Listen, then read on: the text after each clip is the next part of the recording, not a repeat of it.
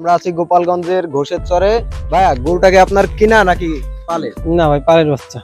পালের? জি। এটা কি আপনার গাভীর বাচ্চা? হ্যাঁ, জি, গাভীর বাচ্চা এটা। এটা কয় বছর ধরে পালতেছেন? এর বয়স প্রায় 4 বছর।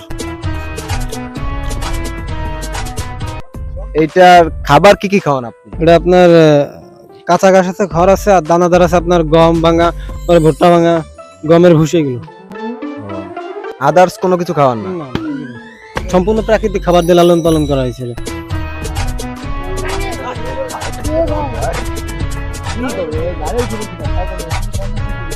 এটার ওজন কয় কেজি আছে? এর স্কেলে আপনার 800 কেজি আছে।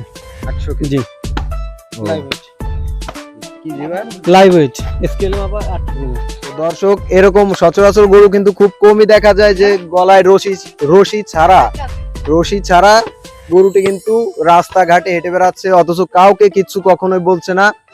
আর এই মুহূর্তে আমরা আছি ঘোষের চরের কলা বাগানে। তো গরুটির নাম কি ভাইয়া? গরুর নাম হিটলার।